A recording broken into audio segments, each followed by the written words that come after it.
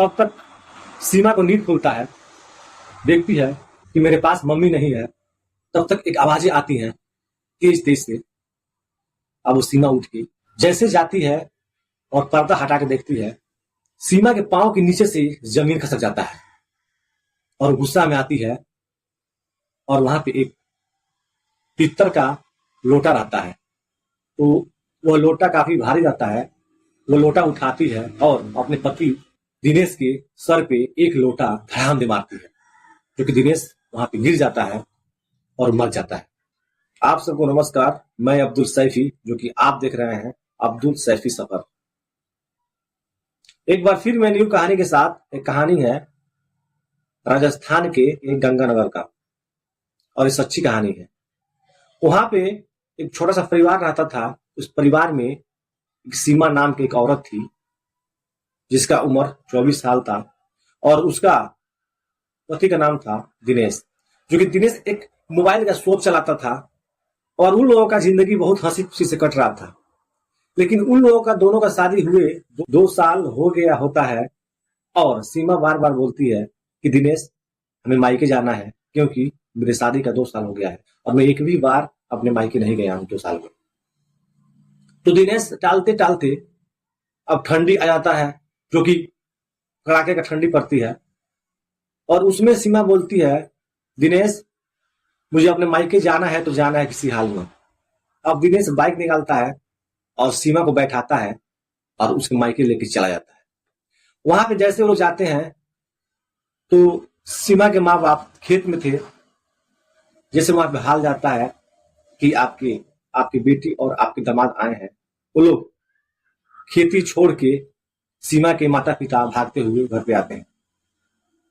नाश्ता पानी देते हैं लोग, और जैसे शाम होता है, खाना बनता है, सभी लोग खाते हैं और अपने अपने रूम में सोने चले जाते हैं। अब सीमा 2 साल के बाद आई थी अपने मायके, तो चाहती थी कि मैं अपनी मम्मी के पास सोऊं। अब सीमा अपने मम्मी के पास सो गई, और सीमा का पति जो दिनेश था,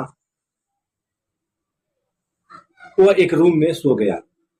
लेकिन दिनेश का तो चैन ही नहीं आ रहा था। लेकिन दिनेश को नींद नहीं आता है, चैन नहीं आता है, क्योंकि वो 2 साल तक अपने बीवी सीमा के साथ सोए रहता है। उसको अकेले नींद नहीं आता है। वो फोन करता है, सीमा मेरे पास तुम आ जाओ। सीमा बोलती है, दिनेश, तुम्हें कुछ लाज है, शर्म है? मैं अपने मम्मी के पास सोया हूं, मैं कैसे आ सकता हूं?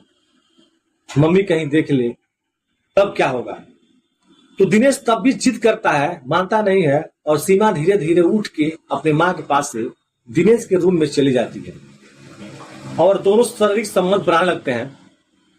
तभी सीमा के मम्मी का नींद जब खुलता है तो देखती है सीमा मेरे पास नहीं है। वो भी धीरे धीरे उठ के और खोजने लगती है, सीमा गई तो कहाँ गई। तभी एक रूम से चीखने की आवाज आता है बहुत जोर शोरों से, और सीमा के मम्मी जब वहां पे जाती है, जहां पे दिनेश सोए रहता है, उस रूम में फाटक नहीं होता है, एक पर्दा होता है, और उस पर्दे से जब देखती है तो दोनों संबंध बना रहे थे। अब वहां से सीमा की मम्मी सीधे अपने रूम में आके सो जाती है। तब तक सीमा भी दिनेश के पास से धीरे से आती है और अपनी मम्मी के पास सो जाती है। तब तक सीमा को काफी नींद आ जाता है, क्योंकि वो थकी रहती है।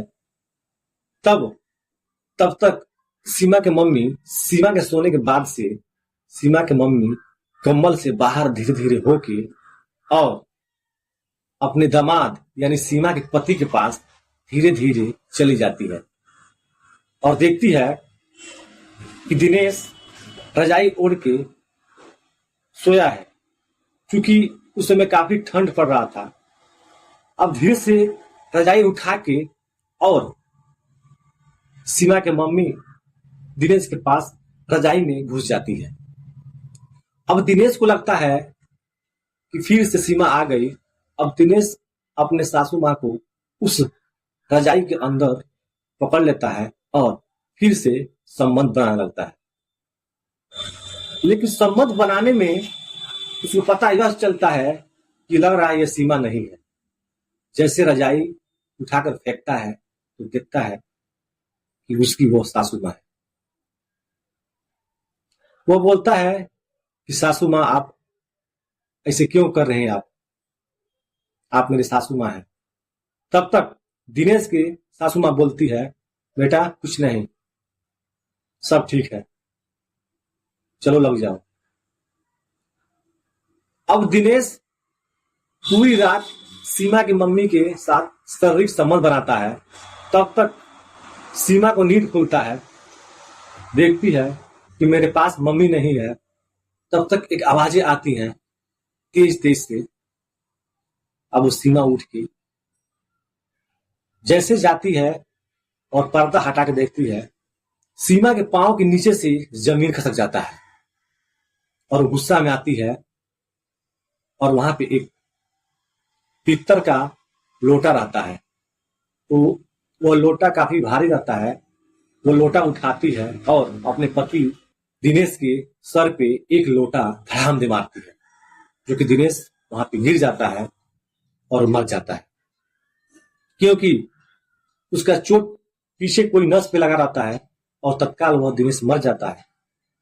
लेकिन सीमा और सीमा के मम्मी को लगता है कि दिनेश बेहोश हुआ है। तब तक वो भागे भागे सीमा जाती है, अपने पापा को बुला कर लाती है। उसके पापा आकर जब नस चेक करते हैं तो उनको पता चलता है कि मेरा दामाद नहीं। अब ये तीनों लोग परेशान हो जाते हैं। जैसे सुबह होता है पूरे गांव में हल्ला होता है कि फलाने की दामाद मर गया। अब वहां पे जैसे पुलिस पहुंचती है, लाश को अपने कब्जे में लेके पोस्टमार्टम के लिए भेज देती है और सीमा से और सीमा के माता पिता से पूछताछ होने लगता है। तब तक पोस्टमार्टम में यह पता चलता है किसी न किसी वस्तु से उसके पीछे सर पे मारा गया है, तब उसका मौत हुआ। अब सीमा और सीमा के सासू माँ को पुलिस रिमांड में लेती है और जब कड़ाई करती है तो सीमा सारी बात बताती है। सीमा को उठाकर पुलिस जेल भेज देता है और सीमा की माँ को कुछ दंड लगा के उनको रिहा कर देता है। तो गलत ही काम गलत होता है और आज नहीं तो कल भुगतना पड़ेगा, क्योंकि सास वह दर्जा है माँ के बराबर होता है। लेकिन ये दुनिया इतना जालिम हो चुका है, अपने हवस के चक्कर में किसी को तो दुनिया पहचान नहीं पाती और पहचानते हुए भी यह गलती कर बैठते हैं लोग। तो वीडियो दिखाने का मतलब ये नहीं कि मैं किसी की भावना को मैं आहत करता हूं, नहीं। मैं सिर्फ ये वीडियो इसलिए दिखाता हूं और आप लोगों को बताता हूं, इससे आप लोगों को सीख मिले, क्योंकि भविष्य में कोई ऐसा कोई गलती कदम न उठाए। ये वीडियो आप लोगों को अच्छा लगा हो तो आप इस वीडियो को लाइक करें और आप लोग नए हैं तो इस चैनल को सब्सक्राइब करें।